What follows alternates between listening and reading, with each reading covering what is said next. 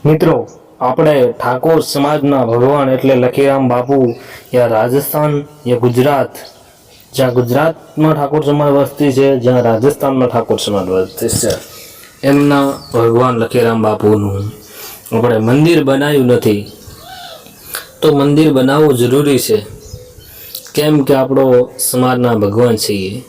જો એમના પૂજારી હતા રાણપરી પૂજારીનું મંદિર બન્યું તો ભગવાનનું મંદિર કેમ ન બન્યું?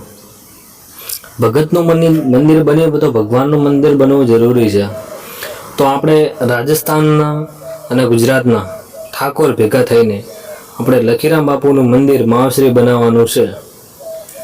તો આ સોશિયલ મીડિયાના માધ્યમથી હું તમને કહું છું કે આપણા આમાં ગુજરાત, રાજસ્થાન અથવા અનેક જિલ્લામાં આપણો ઠાકોર કોલી સમાજ વસતો છે.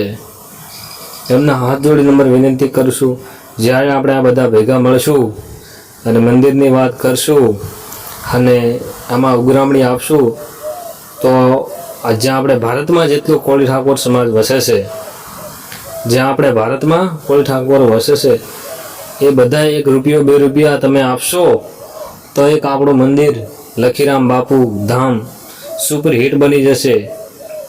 કે મંદિર નાનું મોટું નહીં બનાવવું પછી ખર્ચો કરવો છે, મંદિર બનાવવું છે તો એક સારું મંદિર બનાવવું છે. એવું નહીં કરવું કે લોકો પાસેથી પૈસા લઈ લેવા છે, આધા પૈસા આપણે ખાઈ જવા છે અને માપનું નાનું મંદિર બનાવવું છે. મંદિર બનાવવું જેવું બાપુનું નામ છે કે લખીરામ બાપુ, તો એવું જ નામ પ્રમાણે મંદિર બનાવો કે જય લખીરામ બાપુ. લારે રામનું નામ લાગી ગયું છે તો મંદિર પણ એવું બનશે રામ જેવું. લખીરામ બાપુનું મંદિર પણ રામનું મંદિર છે, આ ટાઈપનું થોડું બનાવવાનું છે. તો આપણે બધા હળી મળીને ભેગા થઈશું અને જુઓ કે ખાસ કરી વિનંતી કરું છું કે ઉઘરામણી કરશો કે 1000 રૂપિયા, 2000 કે 3000, 4000, 5000 કે 10000.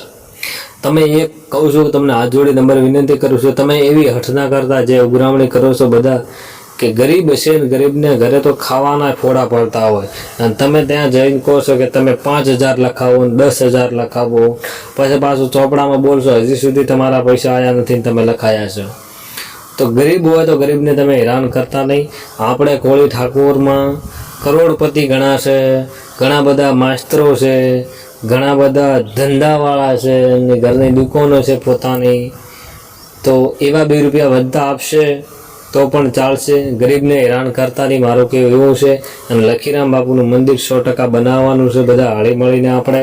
અને બીજી વાત કરીએ કે માવશ્રીમાં જો કે અત્યારે જાગરણ હતી ત્યારે પબ્લિક કમ આવી હતી, એ વર્ષ પહેલી થોડી વધારે હતી, તો પબ્લિક કમ આવવાનું એવું છે કે આપણે આ ઢકલી સાલે આપણે બધા ભેગા થઈને ખર્ચો થાય તો થાય, બધા આપણે ભેગા થઈને એક સરસ મજાનો કલાકાર લાવવાનો છે આપણી સમાજનો.